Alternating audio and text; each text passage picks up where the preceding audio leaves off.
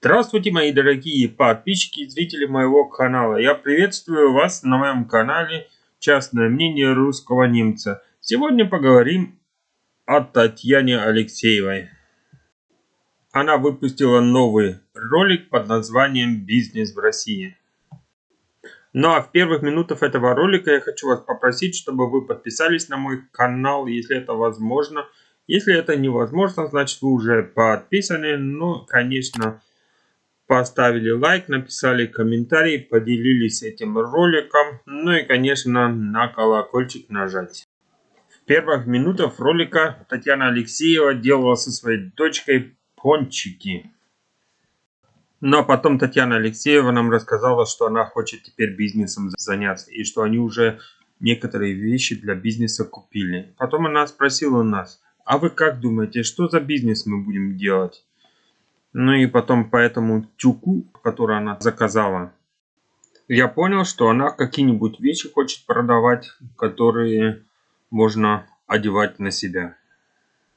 Ну а коротко можно сказать, одежду будет продавать.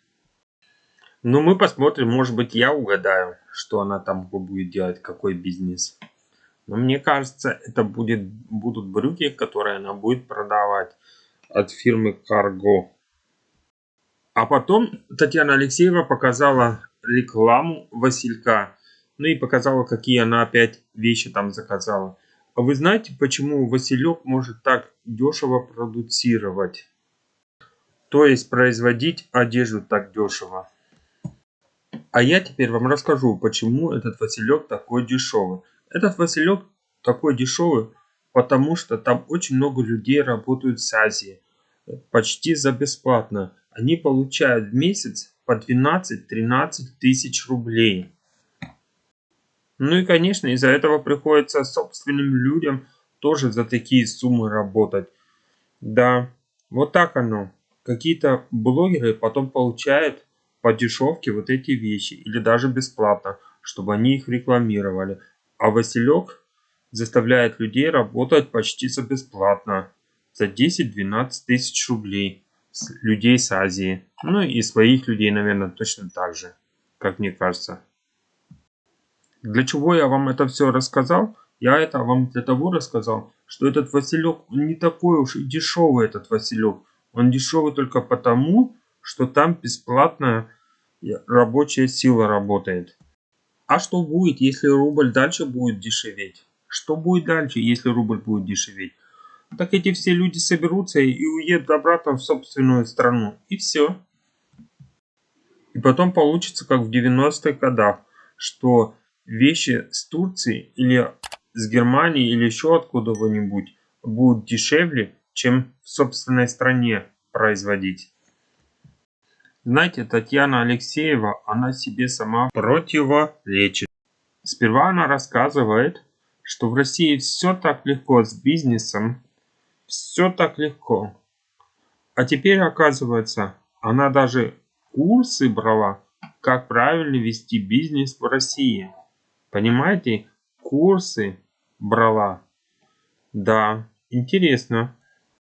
Теперь оказывается, ей даже бухгалтер нужен, чтобы свое дело вести. Вы понимаете? Бухгалтер ей нужен. А в Германии, как она рассказывала, она все сама вела. Да. Где сложнее дело вести? В России или в Германии? Но мне кажется, она в Германии все по-черному делала. Все по-черному. Что вообще никакие налоги не платила. А потом она начала разглагольствовать, что в России каждый может найти себе работу. Что только самый ленивый человек не сможет себе найти работу в России. Знаете, и вот это очень интересный факт, что она сказала. Она сказала, что самый ленивый человек себе не может найти работу в России. Да, может быть, что там не каждый себе работу может найти. Но опять же, она не сказала, какие зарплаты в России.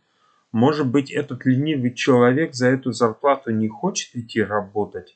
Может быть, ему невыгодно за эту зарплату идти работать. Например, я смотрел ролик там, где инженер работает в фирме, и этот инженер, получал 70 тысяч рублей. 70 тысяч рублей. Что такое 70 тысяч рублей? Это 708,68 евро. Этот ролик я посмотрел на официальном канале Царьград. А потом, благодаря моим подписчикам на телеграм-канале, я увидел объявление там, где ищут уборщицу на 35 тысяч рублей в месяц и рабочее время 10 часов про день и 7 дней в неделю. Без выходных. Потом она стала рассказывать, что в России уже больше нету такого в бизнесе, что кто-то приходит и хочет крышевать или еще что-то, что-то наподобие такого. Короче сказать, такого, что в 90-х годах в России больше нету. Да, может быть, она тут права, я с ней, может быть, и соглашусь. Ну и, конечно, я спрошу вас, подписчиков, напишите, которые в России живут. Правда это, что сейчас это все ушло или нет? Конечно, взамен крышевания пришел новый бизнес, криминалитет. И что я имею в виду? Я имею в виду, например, если бизнес хорошо идет, приходит какой-нибудь полицейст или какой-нибудь депутат или еще что-то и говорит: ты будешь со мной делиться. Если ты со мной не будешь делиться, то к тебе придут проверки и будут так долго проверять, пока твой бизнес не развалится. И это я взял с YouTube. Очень много роликов таких можно посмотреть на YouTube. Там, где отжимают бизнес у нормальных, честных бизнесменов. Короче сказать, на ответ Татьяне Алексеевой, что в России нету больше крышевания и всего такого. Да, может быть, этого всего нету. Я еще раз повторюсь. Но пришел другой криминал.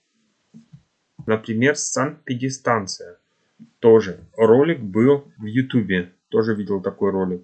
Там тоже санэпидстанция приходила каждый день в какую-то столовую и проверяла.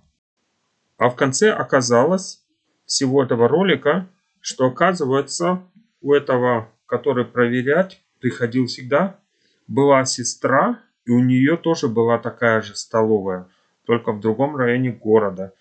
И она хотела, чтобы она только продавала и в этой части города, и в той части города. Хотела перенять вот этот другой ресторан или столовую, как это называлось, я теперь точно не знаю.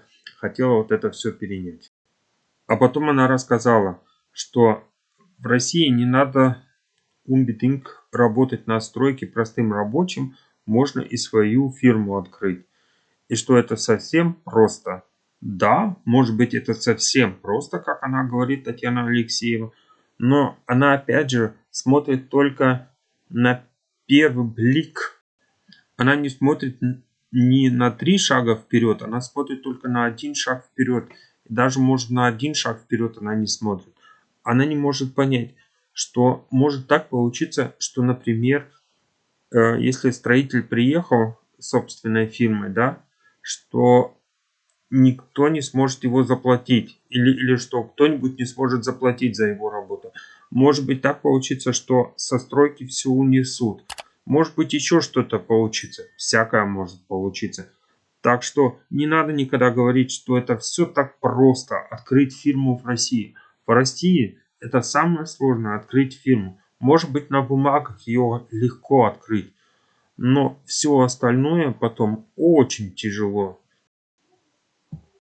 А дети получили с детского садика задание, чтобы они что-то сделали для Нового года.